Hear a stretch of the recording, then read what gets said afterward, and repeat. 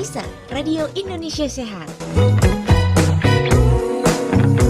Healthy Lifestyle Radio.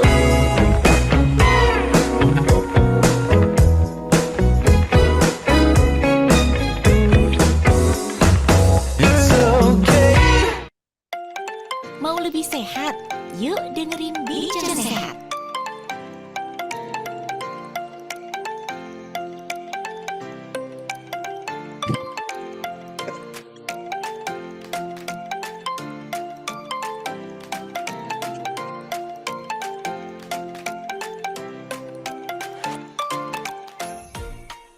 Raisa Radio Indonesia Sehat Healthy Lifestyle Radio. Selamat pagi para sobat sehat semuanya dimanapun Anda berada. Untuk para sobat sehat yang mendengarkan Bincang Sehat di pagi hari ini melalui radio aplikasi streaming, selamat pagi.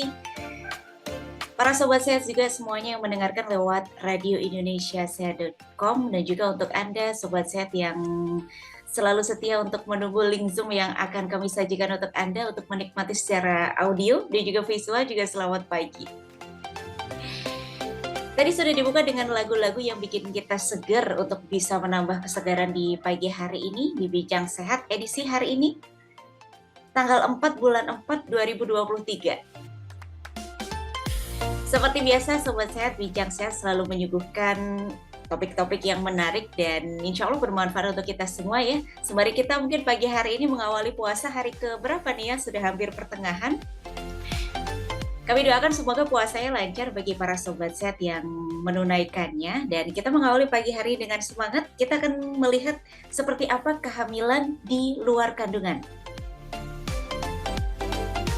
Tentu para sobat sehat, acara ini bisa Anda simak di mana saja, dan juga nanti kami juga mengundang para sobat sehat untuk bisa bergabung, untuk bisa bertanya langsung pada pakar hari ini yang luar biasa melalui 0812-3239-7300. Sekali lagi sobat sehat di 0812-3239-7300. Dan pagi hari ini sobat sehat, kita akan berbincang tadi ya mengenai kehamilan di luar kandungan nih seperti apa, bersama dengan narasumber kami yang sudah hadir pada kesempatan pagi hari ini.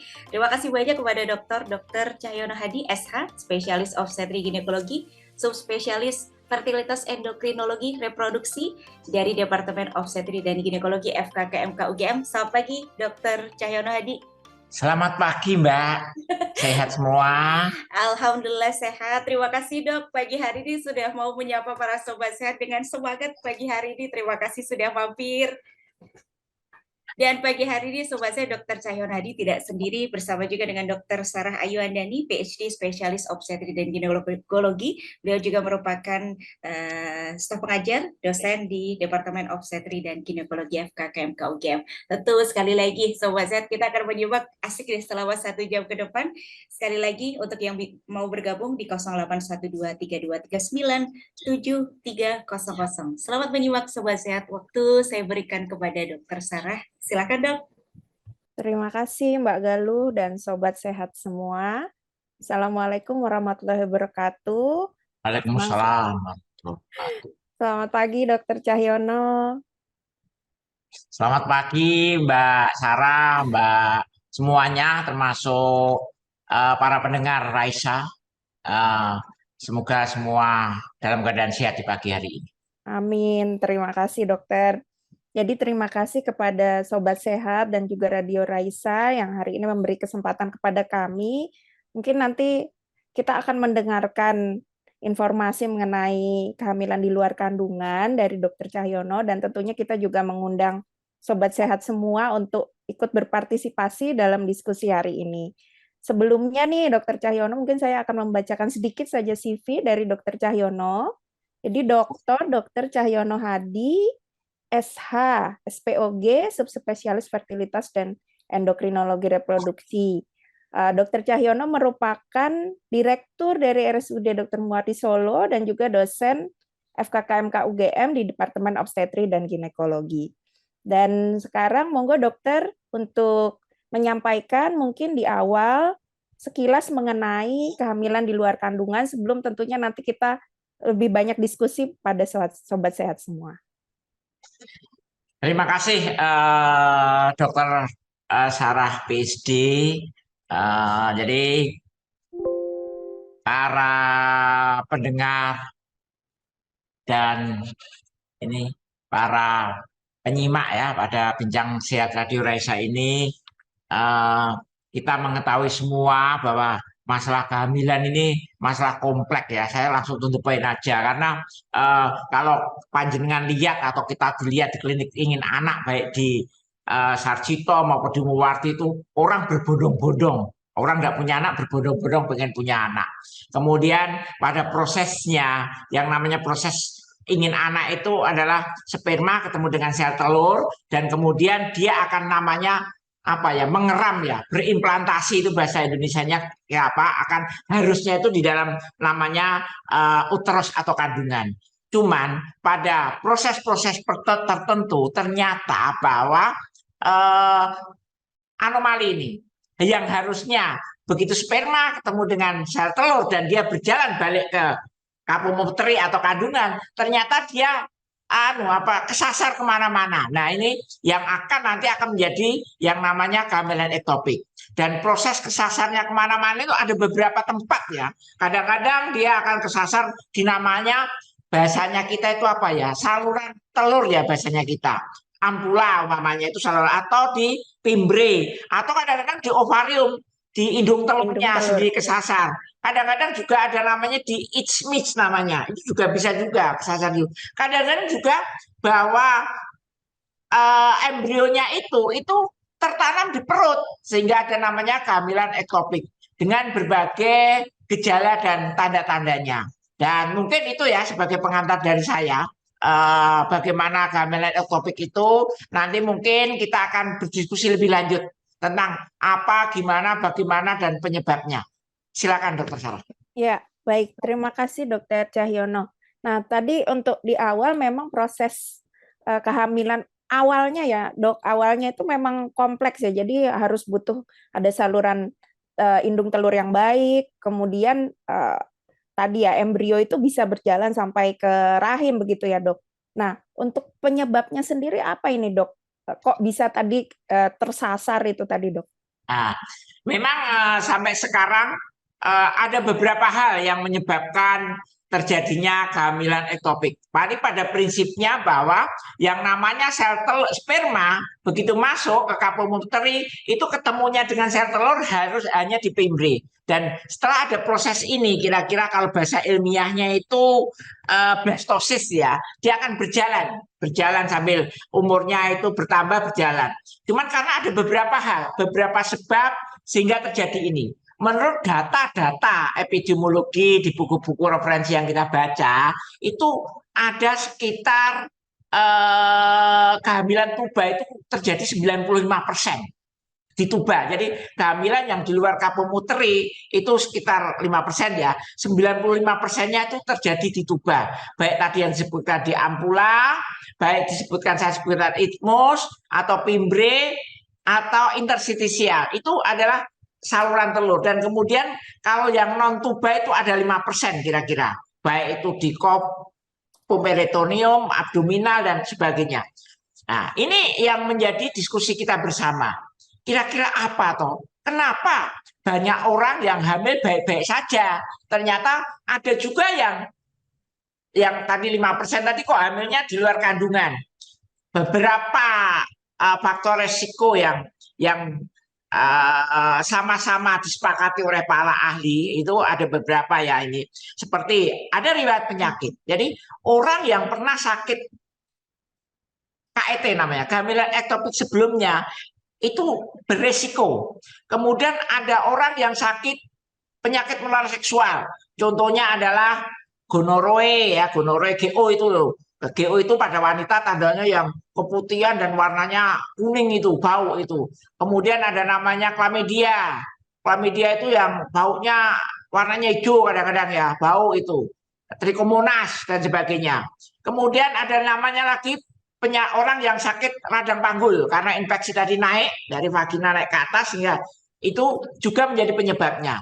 Kemudian ada juga tuberkulosis. Jadi orang tuberkulosis bisa juga dari paru-paru turun sehingga dia menyebabkan penyakit kesakitan di saluran telurnya tadi. Kemudian riwayat infertilitas, dia melakukan pengobatan bayi tabung itu. Kemudian ada kerusakan. Tadi ya kerusakan bisa karena infeksi, bisa karena operasi infeksi yang saya sebutkan tadi, operasi karena dia pernah ektopik sebelumnya. Kemudian tadi disebutkan pada terapi-terapi IVF. Kemudian ada juga perkembangan organ yang jelek. Zaman dulu ada namanya salpingitis ismica nodosa, ini terlalu ilmiah ya. Tapi seperti itu, organnya menjadi seperti itu. Kemudian lingkungan. Ternyata beberapa catatan mengatakan bahwa merokok atau konsumsi alkohol atau pemberian kontrasepsi hormonal oral di bawah 16 tahun itu juga bisa menyebabkan itu. Walaupun mungkin ya masih diskusi panjang nanti bagaimana definitif. Kemudian tadi kita sebutkan juga riwayat operasi seperti ligasi tuba atau salpingostomi, pimblostomi karena sebab-sebab tertentu, atau rekanalisasi. Kadang-kadang orang yang sudah dilakukan tubektomi kadang-kadang, mohon maaf ya, punya suami lagi kadang-kadang pengen disambung, namanya rekanalisasi. Itu sebenarnya penyebab. Kemudian juga penggunaan IUD itu AKDR, alat kontrasepsi juga dianggap sebagai risiko itu. Kemudian faktor risiko usia. Usia, semakin meningkat usianya ternyata itu memberikan risiko yang lebih besar pada pasien-pasien bisa terkena dengan kehamilan ektopik ini. Mungkin demikian, Dokter Sarah, sekilas dari saya. Terima kasih, Dokter Cahyono. Jadi tadi dari Dokter Cahyono, ternyata 95% kehamilan di luar kandungan atau istilahnya kehamilan ektopik ya tadi namanya ya, Dok ya. Itu ada di salurannya ya, Dok, saluran indung telurnya. Jadi ternyata ya banyak sekali, 95%, hampir semuanya ya. Dan itu penyebabnya ternyata Sobat Sehat adalah misalkan salah satunya ini, Dok, yang menarik, infeksi saluran reproduksi ya, seperti infeksi menular seksual tadi disebut gonore, klamidia, dan juga penyakit-penyakit lain seperti radang panggul. Dan kemungkinan ada juga tadi dari penyebab-penyebab lain ya, Dok, mungkin nanti sambil kita diskusi. Nah, tadi adalah penyebabnya ya, Dok ya. Nah, ini sambil saya sambung juga karena ternyata sudah ada beberapa yang menanyakan, Dok. Jadi kita sambil diskusi nih, Dok. Siap. Selamat pagi Dokter Cahyono dan Dokter Sarah. Selamat pagi dari Arsyanida. Nah, ini melanjutkan nih sebenarnya. Apabila terjadi kehamilan di luar kandungan seperti yang dokter sebutkan atau di luar rahim ya, itu apa sih yang dirasakan oleh pasien, Dok, gejalanya? Oke, terima kasih. Ini ibu apa mbak apa siapa ya mbak? Apa Nah, Koas ini ya Arsyanida ini? Mohon maaf, siapa nih mohon maaf Arsyanida ya, nih, mohon maaf. Bu apa Jadi Mbak? mungkin begini, saya berikan ilustrasi sekilas dulu ya. Jadi kenapa kok bisa menjadi apa bahasanya? Kenapa kok bisa menjadi KET ini? Jadi sebenarnya kalau orang terinfeksi, itu bahasa ilmiah ya, agak ilmiah sedikit, kalau mungkin Mbak Arsya orang dokter mungkin tahu, itu akan terjadi namanya post inflamasi. Jadi orang yang pernah terluka gampang itu, tapi bukan luka hatinya, tapi luka pada saluran telurnya tadi, sehingga dia tidak bisa berimplantasi tadi kemana-mana. Implantasi lebih dini di situ. Mengenai kemudian apa yang terjadi dengan janinnya, ada beberapa hal. Kalau dia janinnya jatuh ke abdomen, yang tadi saya sebutkan tadi, mungkin saya bilang mungkin bisa menjadi besar, bisa menjadi aterm bahasa kita, bisa menjadi 9 bulan bahasa awamnya. Tapi itu dengan segala resikonya. Nanti resikonya diskusi lebih lanjut. Tapi kalau kemudian dia terjadi saya sebutkan tadi di pembre tadi di saluran telurnya, itu pasti akan pecah. Karena saluran telurnya itu kecil. Kemudian bayi itu kan berkembang. Karena dia makannya lewat plasenta yang tertanam di situ, dia akan berkembang. Kalau berkembang itu tidak kuat. Karena bahwa memang diciptakan oleh Tuhan, tempat itu tidak untuk tempat bayi. Yang diciptakan Tuhan adalah di kapum uteri, namanya di kandungan. Di kandungan itu sudah diciptakan kalau ada bayi membesar, dia akan menyesuaikan diri. Tapi yang di saluran telur tadi, begitu terjadi dia akan pecah. Kira-kira seperti itu. Dan apa yang dirasakan? Nah, ini pertanyaan langsung itu kita sebut adalah tanda dan gejalanya. tanda dan gejalanya itu biasanya orang yang hamil di luar kandungan satu, dia harus hamil. Bagaimana ngomong dia harus hamil? Satu, dia harus periksa pipis pasti positif. Pasti positif periksa pipisnya. Dia pernah terlambat. Yang berikutnya, sebelumnya dia pernah melakukan hubungan seksual, mohon maaf. Pasti dia pernah. Kalau belum melakukan hubungan seksual dan kemudian hamil kan ya aneh. Satu melakukan hubungan seksual, kemudian terlambat menstruasi, harusnya tanggal 1 ternyata dia terlambat sampai 2 minggu 3 minggu. Kemudian yang berikutnya adalah periksa kencing positif ya. Lebih lanjut, kita akan ngomong persoalan laboratorium alat. Dia dengan pemeriksaan yang namanya USG, ultrasonografi, ada tanda-tanda dia hamil. Dan hamilnya di luar kandungan. Kira-kira seperti itu. Kemudian hal lain ada namanya gejalanya. Dia akan kesakitan. Ya, dia akan pasti kesakitan perut dan sebagainya. Nyeri, tajam, tertusuk. Kadang-kadang ada namanya vaginal bleeding. Jadi dia keluar darah sedikit di vaginanya. Mungkin itu dulu, Dokter Sarah. Nah, ini nanti akan diskusi lebih lanjut. Kira-kira seperti itu. Mohon kalau tidak jelas silakan Dokter Arsanida untuk Mbak Arsanida untuk mungkin nanti tanya kembali. Demikian Mbak. Ya, baik. Dokter Sarah. Matur nuwun, Dok.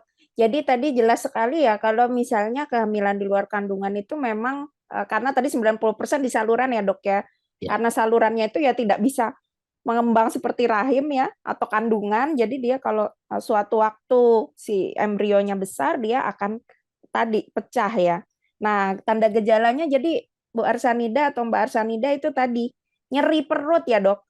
Ini untuk membedakan nyeri perut dengan nyeri perut yang lain itu apa, Dok?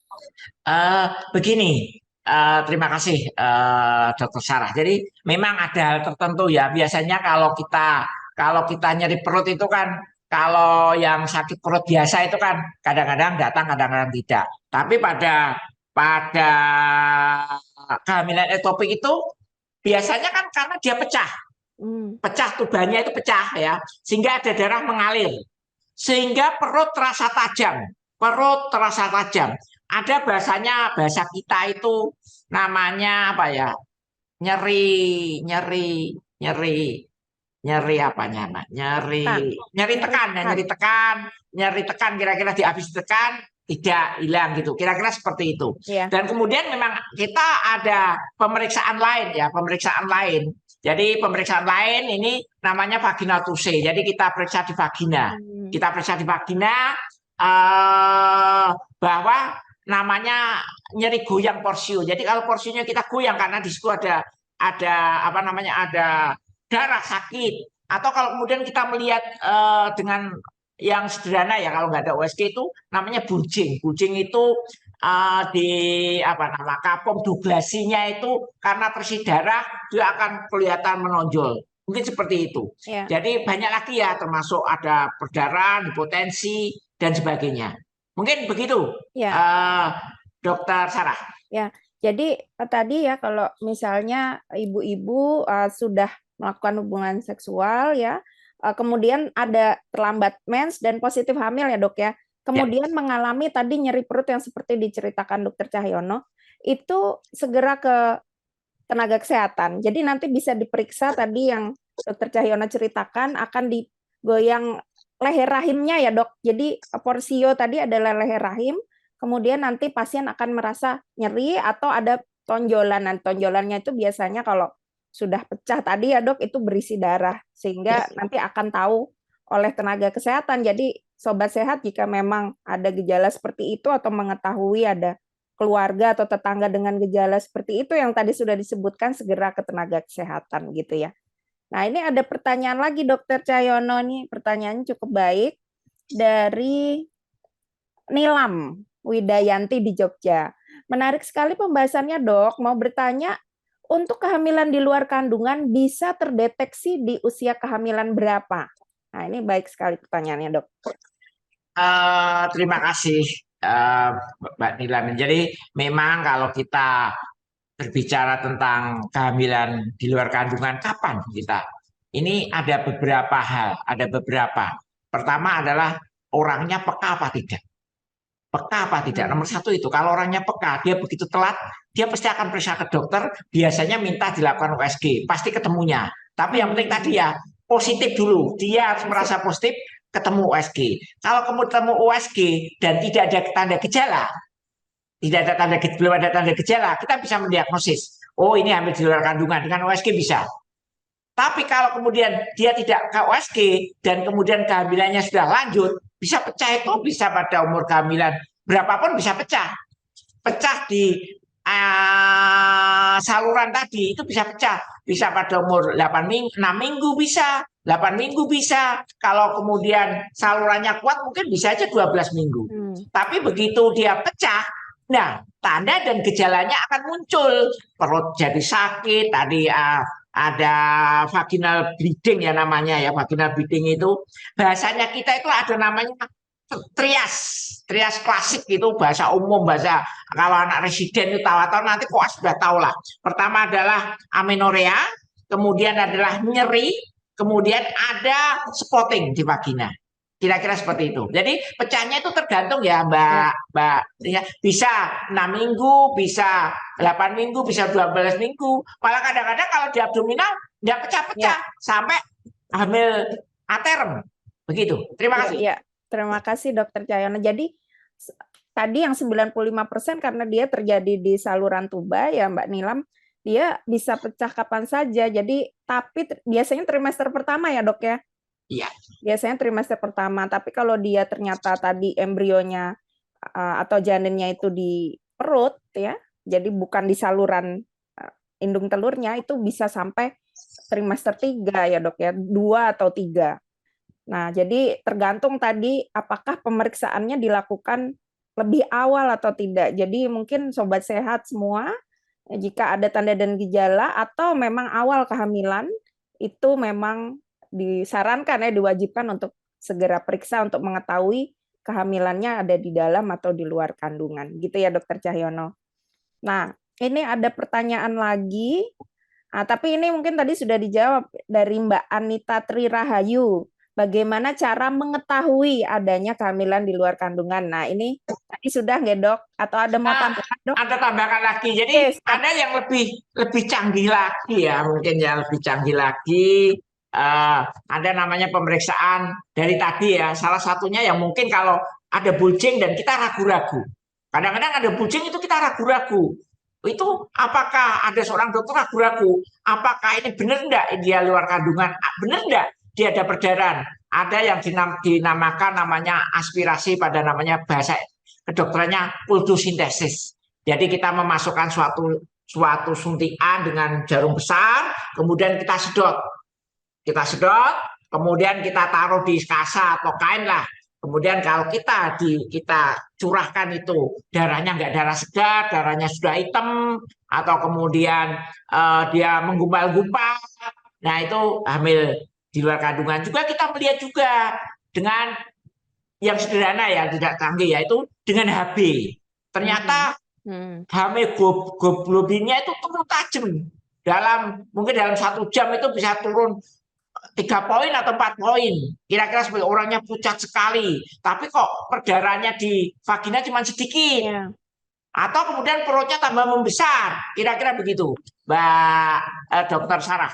Tambah dari saya. Terima kasih Sarah. Terima kasih Dok. Ya, jadi tadi ya Bu Anita bahwa ada beberapa pemeriksaan untuk mengetahui. Salah satunya kalau misalnya memang sudah pecah ya Dok ya saluran indung telurnya, itu kan berarti nanti terjadi perdarahan di dalam ya Dok ya. Jadi nanti untuk gejalanya perutnya membesar, terus saat kita lakukan pemeriksaan dari jalan lahir ada tonjolan yang dinamakan bulging tadi Dok, itu diambil pakai suntikan ya Dok, itu keluar darah. Jarum besar. Ya, jarum besar. Nah, atau tadi periksa HB Bu Anita, jadi akan turun HB-nya karena perdarahan terjadi di dalam perut gitu. Gitu nggak Dok? Ada tambahan Dok? Ya saya kira cukup, nanti diskusinya lagi ya. Ya, baik. Ada satu lagi Dok, ini pertanyaan sebelum mungkin saya kembalikan sebentar ke Mbak Galuh ya. Ini apakah kehamilan di luar kandungan ini bisa dicegah Dokter Cahyono? Ini dari Kuswahyudiati di Kalasan.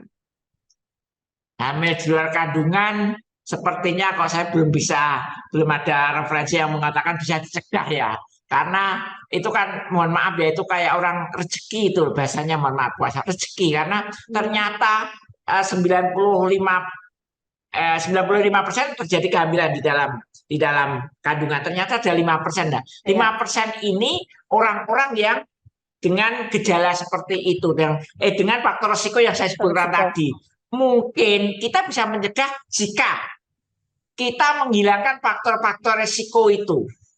Kita cegah, tidak TBC, tidak apa, tapi kan ya kita susah sekali ya mencegah itu, karena kita juga nggak tahu kadang-kadang kayak rezeki lah, yang namanya rezeki itu kan kadang-kadang datangnya juga tidak kita duga gitu, atau musibah juga kita tidak duga. Jadi untuk mencegah memang agak susah ini, karena biasanya kita datanya itu setelah terjadi. Tidak, datanya bukan data yang kita cegah, itu belum ada data yang kita cegah. Bahwa ada penelitian yang mengatakan orang yang mencegah kehamilan ektopik seperti apa, itu belum ada sepertinya. Kita hanya tahu bahwa dengan faktor risiko kayak begini, kemungkinan terjadi kehamilan ektopik adalah seperti ini. Mungkin begitu, Dr. Sarah. Siap.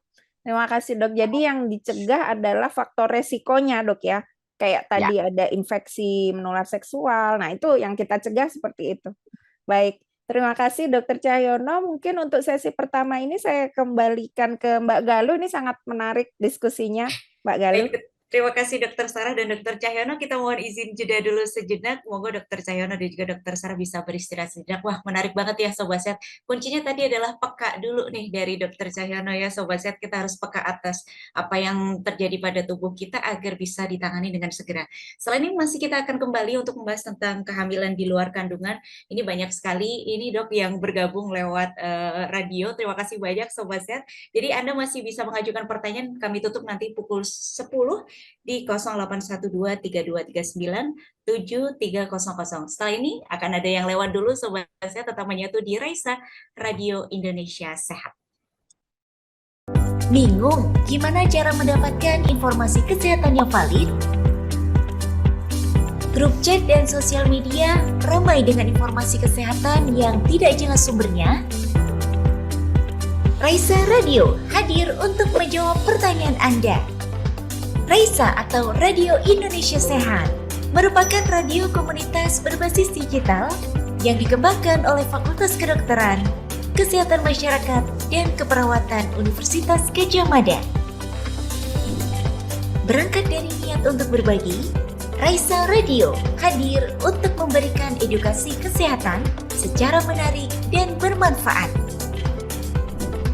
Selain itu, Raisa Radio juga menyajikan informasi yang mendukung seputar perkuliahan. Melalui program acara yang dihadirkan, Raisa Radio memberi kesempatan para pendengar untuk bertanya langsung pada pakarnya secara interaktif. Raisa Radio dapat Anda nikmati di mana saja, kapan saja. Dengan cara mendownload aplikasi Raisa Radio yang tersedia di Play Store atau website di radioindonesiasehat.com. Siaran Raisa Radio dapat Anda dengarkan kembali melalui podcast kami di Spotify. Dapatkan informasi seputar jadwal program acara Raisa Radio melalui Instagram kami di @raisa_radio_ugm. Raisa, Radio Indonesia Sehat, Healthy Lifestyle Radio.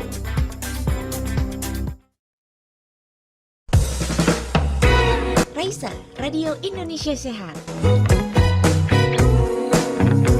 Healthy Lifestyle Radio.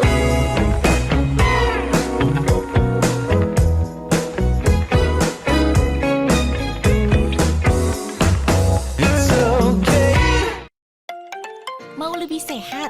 Yuk dengerin Bicara Sehat.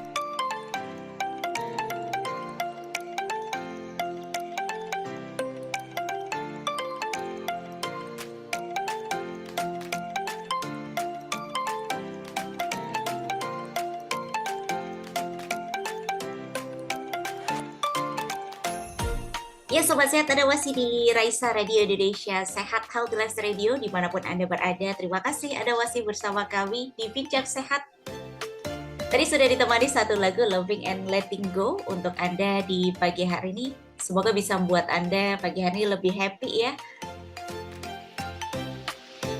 Terima kasih bagi para sobat sehat yang sudah mengajukan pertanyaan di sesi kali ini di Bincang Sehat dengan tema kehamilan di luar kandungan, masih bersama dengan Dr. Cahyono dan juga Dr. Sarah nih sobat sehat.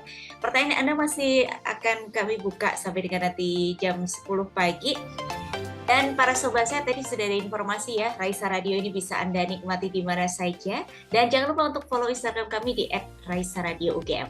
Dan mari kita semua kembali sobat sehat, waktu saya kembalikan ke Dr. Sarah. Silakan Dok. Terima kasih Mbak Galuh. Selamat bertemu kembali nih sobat sehat. Ya, Dr. Cahyono, masih semangat Dok ya?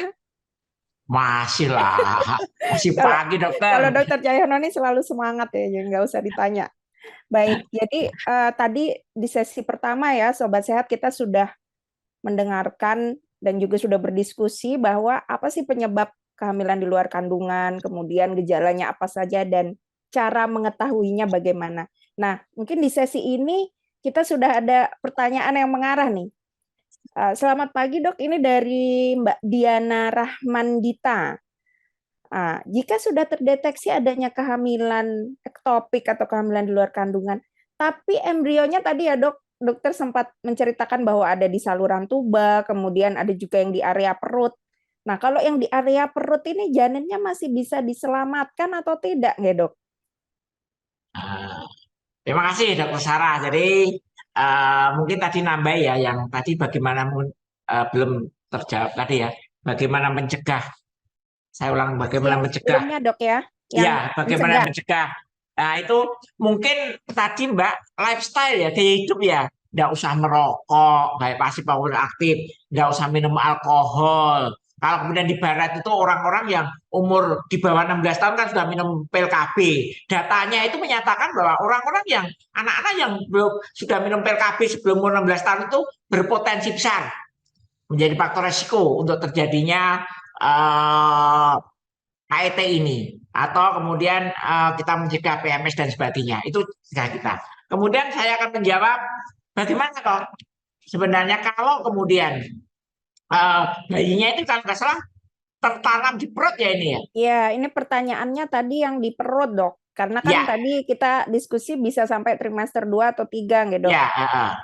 Jadi kalau di perut ya ini tergantung pada keadaan janinnya. Kalau memang janinnya itu tidak pecah dan itu bisa kita pertahankan, itu tidak apa-apa sampai 9 bulan. Tapi dengan catatan bahwa pasien-pasien atau kita harus ada edukasinya, ada pemberitahuan dari dokternya bahwa segala kemungkinannya harus diceritakan, bisa ruptur, bisa apa, sampai kemudian nanti harus operasi karena tidak bisa lahir jelas. Kemudian kemungkinan operasinya kayak apa, pasca operasinya seperti apa, juga harus kita tahu ya sebagai pasien.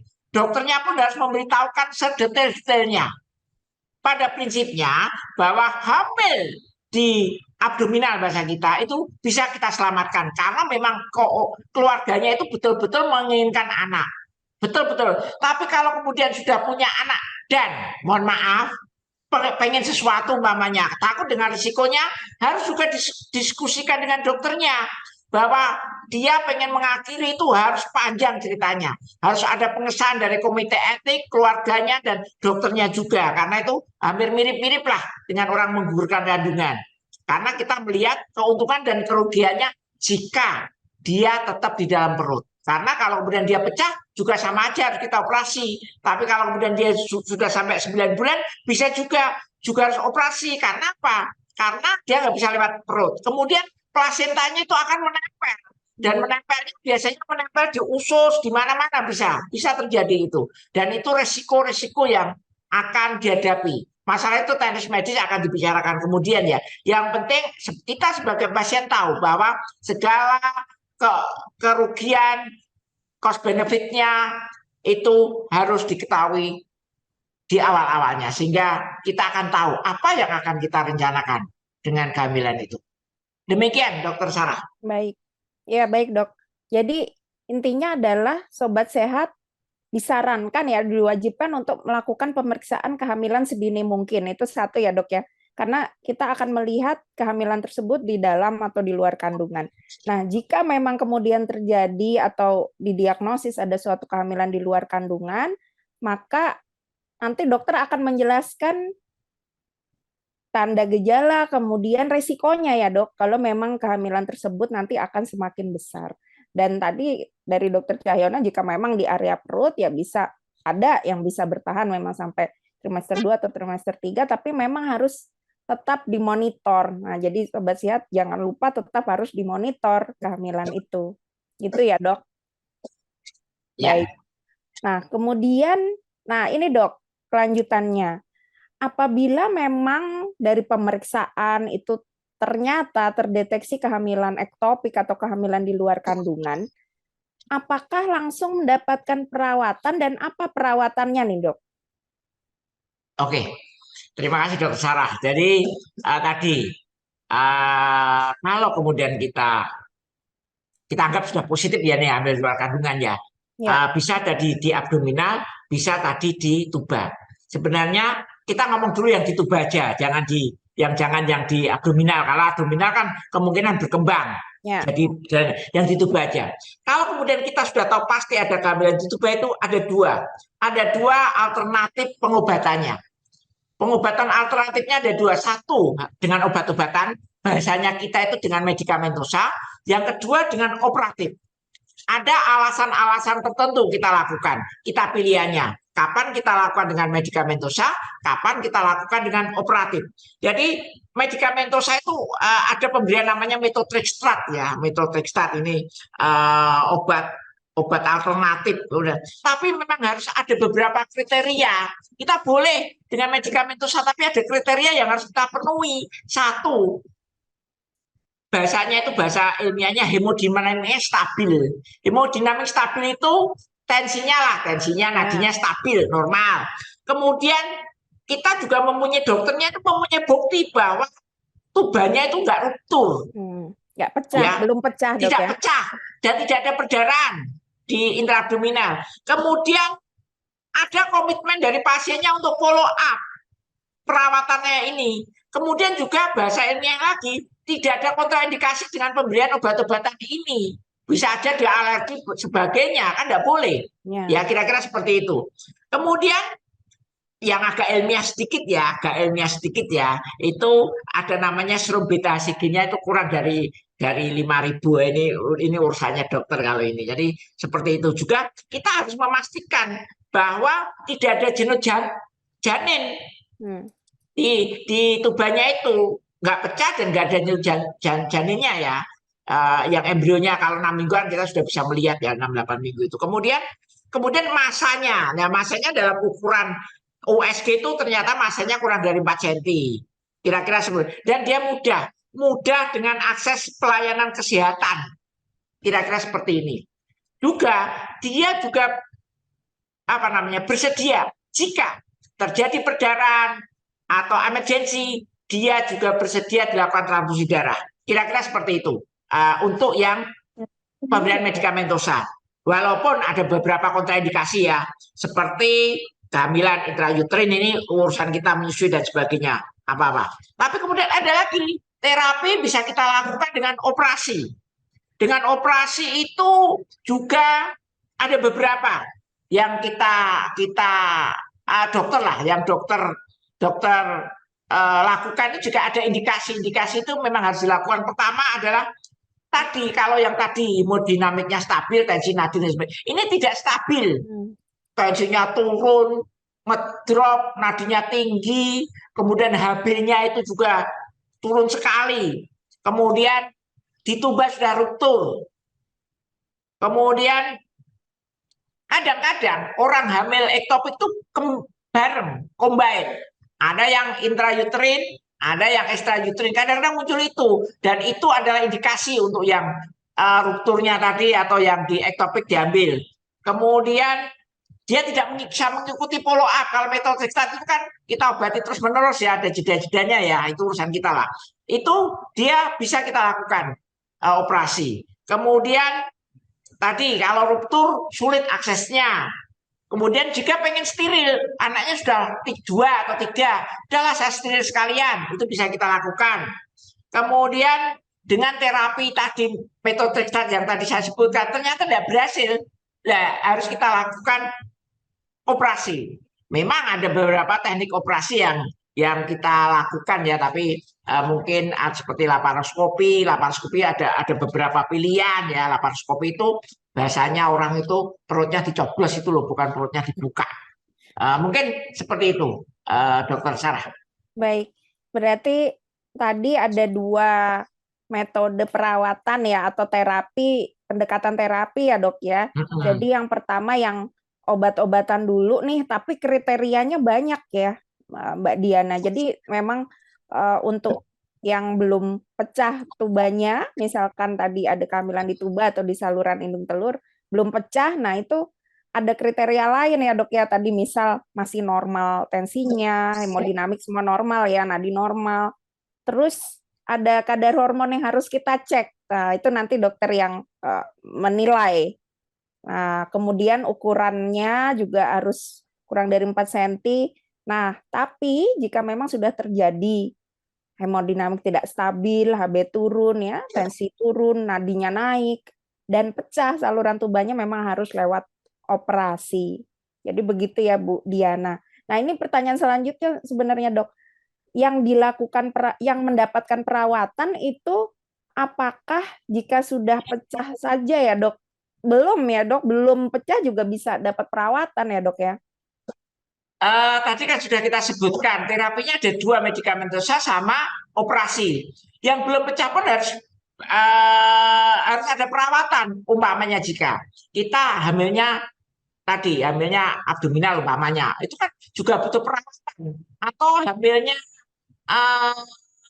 di tuba tapi tidak pecah, itu juga butuh perawatan. Dan disebutkan bahwa jika ada akses gampang ke fasilitas kesehatan, itu boleh dilakukan dengan pemberian medikamentosa. Tapi kalau dia tidak bisa, itu kan harus langsung dilakukan operasi. Karena kalau kemudian dia jauh dan terjadi pecah, tapi dia tidak ketemu dengan fasilitas kesehatan, kan bahaya. Karena mesti ada gangguan hemodinamik yang bisa menyebabkan kematian, mortalitas, dan mungkin morbiditas, kesakitan. Mungkin seperti itu, Dokter Sarah. Iya, terima kasih Dokter Cahyono. Jadi intinya memeriksakan sedini mungkin dan langsung dapat perawatan ya. Nah, kemudian dok tadi terkait operasinya, mungkin ada yang ingin tahu apa sih dok sebenarnya yang diangkat atau diambil itu, apakah produk kehamilannya saja atau bagaimana dok? Terima kasih. Jadi mungkin bisa saya terangkan dulu bahwa teknik operasinya itu kita ada 2 tadi ya, teknik operasinya pilihan 2 lagi, ada namanya laparoskopi sama laparotomi. Kalau laparoskopi itu memakai alat, kalau laparotomi itu perutnya dibuka kayak orang di sesar itu. Memang kita sekarang di zaman sekarang itu dengan laparoskopi itu lebih untung karena kita akan sedikit kehilangan darah, kemudian adhesinya itu lebih sedikit, kemudian operasinya singkat, waktu rawatnya biasanya kurang dari 24 jam kita kalau laparoskopi seperti itu. Kemudian kita juga kebutuhan untuk bahasanya kedokteran analgetik, pengurangan rasa sakit juga lebih sedikit, kemudian penyembuhannya lebih cepat, kemudian itu akan menurunkan biaya operasi kalau kita laparoskopi ya. Ya kita berharap juga teman-teman juga sudah mulai pintar semua SPOG sehingga laparoskopi gitu kira-kira seperti itu. Sehingga ada 2 yang kita lakukan. Bahasa ilmiah ini ya, bahasa ilmiah Dokter Sarah mungkin nanti diterjemahkan. Ada namanya salpingostomi sama namanya salpingektomi. Salpingostomi itu prosedur hanya menghilangkan ektopi yang kecil tadi ya, tidak ruptur. Jadi kita buka kira-kira 1 cm atau 1,5 cm, kemudian kita ambil masanya, kita bersihkan, kemudian kita kasih cairan, irigasi tinggi, kemudian kita kontrol perdarahan. Kalau kemudian kita ada yang dijahit, ada yang tidak dijahit lagi, itu yang tapi kita juga memonitor namanya beta CG tadi yang saya sebutkan. Kemudian karena apa? Dalam 20 hari itu akan kembali. Ini teorinya. Kemudian ada namanya salpingektomi. Salpingektomi itu dilakukan bisa orang yang sudah cukup anak bisa tidak. Ya ini tergantung keterampilan juga kalau kayak begini. Kalau cukup anak ya sudah kiri kanan salpingektomi selesai, dia tidak hamil lagi. Tapi boleh digunakan pada ruptur apa tidak ya? Boleh digunakan pada ruptur apa tidak. Ada juga kita gunakan namanya bipolar ya. Jadi kita masukkan sehingga perdarahannya selesai. Kira-kira seperti itu. Yang penting bahwa kalau kemudian para pasien terkena penyakit, terkena ini, inform konsennya, minta penjelasan ke dokter sejelas-jelasnya. Sehingga di kemudian hari tidak ribut, oh saya mintanya ini kok ini. Atau dokternya juga menjelaskan bahwa akan dilakukan seperti ini. Kira-kira dua itu ya pilihannya, laparotomi atau salping. Laparotomi apa laparoskopi? Laparoskopi ada dua pilihan. Begitu, Dokter Sarah. Ya. Terima kasih Dokter Cahyono. Jadi Sobat Sehat kalau misalnya memang sudah diputuskan untuk dilakukan operasi tadi ya dari kriteria-kriteria dia pantas untuk obat atau operasi. Nah, misalkan dia sudah diputuskan untuk operasi, tekniknya, nah itu ada laparoskopi. Laparoskopi itu tadi dengan kamera ya Dok ya, jadi tidak perlu membuat irisan di perut, jadi cukup dengan kamera, lalu ada beberapa irisan kecil ya nanti dilakukan tindakan. Lalu ada juga laparotomi itu tadi seperti kalau operasi sesar, jadi dibuka irisan perut ya. Nah, yang dilakukan saat operasi itu tadi sudah dijelaskan salpingostomi itu apabila memang belum pecah saluran tubanya, jadi hanya diambil produk kehamilannya. Salpingektomi itu harus mengambil tadi saluran tuba atau saluran indung telur yang pecah. Kira-kira seperti itu ya Dokter Cahyono ya. Nah, ini ada lagi dokter dari Cecilia Kustanti di Bantul. Apakah orang yang pernah mengalami kehamilan di luar kandungan cenderung akan mengalami kejadian yang sama di kehamilan selanjutnya? Ya, ini terkait follow up-nya Dok. Setelah dilakukan operasi misal, lalu bisa nggak dia terjadi lagi? Terima kasih Mbak Cecilia. Mungkin kita akan kembali lagi. Faktor-faktor resiko apa yang bisa menyebabkan kehamilan ektopik? Salah satunya adalah kehamilan ektopik sebelumnya. Jadi kita berharap bahwa orang yang pernah hamil ektopik sebelumnya harus berhati-hati. Karena bisa terjadi lagi. Ini seperti itu. Bisa terjadi lagi kehamilan ektopik karena faktor risikonya juga melekat yang lain. Mungkin dia merokok, mungkin dia pernah punya infeksi saluran di panggul itu, mungkin dia alkohol tadi, kira-kira seperti itu. Mungkin dia pernah ligasi tuba, mungkin dia pernah menggunakan AKDR. Jadi bisa kemungkinan walaupun itu 5% ya dari kehamilan, kira-kira dari 100 orang ya 5 orang akan terjadi seperti itu. Begitu jawab. Jadi tetap mungkin bisa lagi. Untuk mencegahnya balik lagi saya. Bagaimana faktor risikonya tadi ada enggak? Yang bisa kita lakukan hanya 1, tidak merokok, 2, alkohol, kan itu. Baik rokok pasif atau aktif, kemudian kebersihan dari alat kelaminnya seperti itu, tidak keputihan dan sebagainya. Mungkin seperti itu, Mbak Cecilia ya tadi dari Mbak. Ya, terima kasih, Dr. Sarah. Ya, baik. Terima kasih Dokter Cahyono. Jadi yang dicegah adalah kembali faktor risikonya karena memang ada kemungkinan dia bisa berulang lagi ya, walaupun 5% tadi ya Dok ya. Baik. Kemudian ini Dokter, Sobat Sehat yang ingin menanyakan boleh bertanya, silakan di link Zoom maupun lewat Mbak Galuh ya. Ya, jadi terkait tadi Dok follow up setelah perawatan itu apa ya Dok? Terima kasih Dokter Sarah. Jadi memang follow up setelah perawatan ya kita follow up-nya seperti biasa, seperti orang luka itu ya. Bagaimana kita melihat lukanya, termasuk mungkin kita juga melihat hemodinamiknya umum yaitu ya, kemudian bagaimana perawatan lukanya, kemudian tanda-tanda infeksi itu seperti apa, kira-kira hanya seperti itu. Kalau kemudian masalah persoalan fertilitasnya ya mungkin mungkin kita tetap seperti biasa lah kehidupan sehari-hari. Kalau pengen hamil ya hamil lagi aja, tidak ada masalah. Cuman tadi kita tetap lihat faktor-faktor resikonya. Jadi tidak ada perawatan khusus orang yang habis di laparoskopi. Tapi kalau memang tadi dengan pemberian metode CAT memang ada khusus ya, tapi kan itu di luar yang kita bicarakan karena sudah teknis medis sekali. Kapan itu ada jadwal-jadwal tertentu. Tapi kalau yang habis operasi tidak ada perawatan khusus. Perawatan biasa aja, kita hanya melihat hemodinamik dan kita melihat ada tanda-tanda infeksi apa tidak. Demikian Dokter Sarah. Baik, terima kasih Dokter Cahyono. Mungkin sebelum kita kembali ke Mbak Galuh, apakah Dokter Cahyono ada pesan-pesan ini kepada Sobat Sehat untuk mengakhiri sesi kita hari ini? Oke, terima kasih Dokter Sarah, semua pendengar Radio Raisa yang terhormat.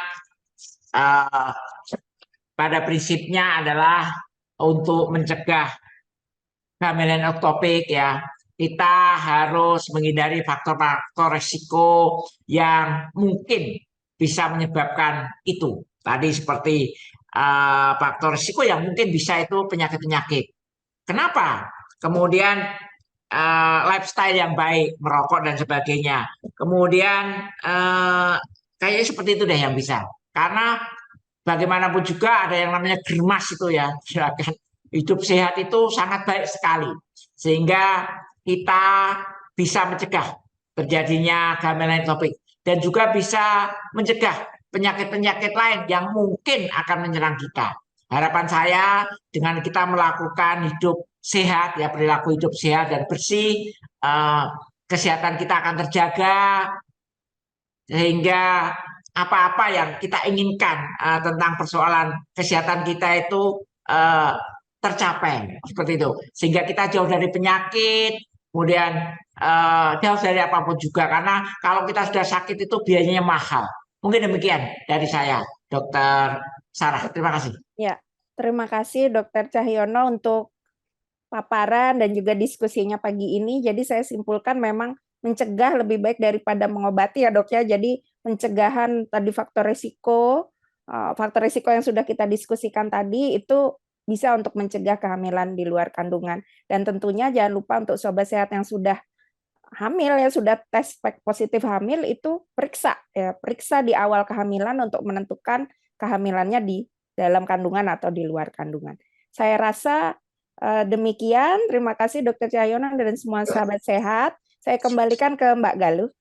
Baik, terima kasih banyak Dokter Cahyono dan juga Dokter Sarah sudah memberikan ilmu kepada kita semua pagi hari ini ya Sobat Sehat. Ternyata lifestyle sehat itu sepenting itu, sangat penting. Tadi juga Dokter Cahyono mengatakan kalau sudah sakit nanti mahal. Nah ini Sobat Sehat mungkin agak lebih takut dengan mahalnya daripada sakitnya. Semoga dengan ini Sobat Sehat kita bisa lebih aware lagi untuk mengamati tubuh kita seperti apa. Tadi pesan dari Dokter Cahyono dan juga Dokter Sarah nih Sobat Sehat, bahwa penting sekali untuk kita berdiskusi dengan dokter. Mungkin pada saat persiapan kehamilan juga kita mungkin bila memungkinkan juga diskusi dengan dokter mulai dari persiapan kehamilan, pada saat kehamilan juga sering aktif agar nanti kehamilannya terjaga dengan baik. Sekali lagi kami mengucapkan terima kasih banyak Dokter Cahyono dan juga Dokter Sarah sudah mengisi edisi pagi hari ini. Terima kasih bagi para sobat sehat yang sudah bergabung, sudah mengajukan pertanyaan, dan bagi para sobat sehat yang join-nya di akhir-akhir acara, mohon maaf sekali ya Sobat Sehat, atau mungkin bisa langsung ke Spotify dari Raisa Radio, nanti bisa didengarkan kembali bincang sehat asik di pagi hari ini. Dokter Cahyono, Dokter Sarah, terima kasih banyak. Mohon maaf dok bila ada kesalahan pada saat acara. Semoga menjadi amal jariah untuk Dokter Cahyono dan juga Dokter Sarah. Salam sehat dok. Amin, terima kasih. Amin, terima kasih Mbak. Halo, Dokter Sarah, terima kasih semuanya. Selamat berpuasa. Terima kasih dokter, salam untuk keluarga di rumah, dan nantikan terus episode dari Bincang Sehat yang lain. Terima kasih juga untuk Mbak Merina, dan juga kami mengucapkan selamat berpuasa untuk sobat saya. Semoga hari ini puasanya lancar dan juga berkah untuk kita semua. Saya Galuh bersama dengan tim Radio Indonesia Sehat FKKM KUGM mau pamit undur diri. Wassalamualaikum warahmatullahi wabarakatuh. Waalaikumsalam warahmatullahi wabarakatuh. Terima kasih dok. Terima kasih. Oke, silakan. Raisa, Radio Indonesia Sehat. Healthy Lifestyle Radio.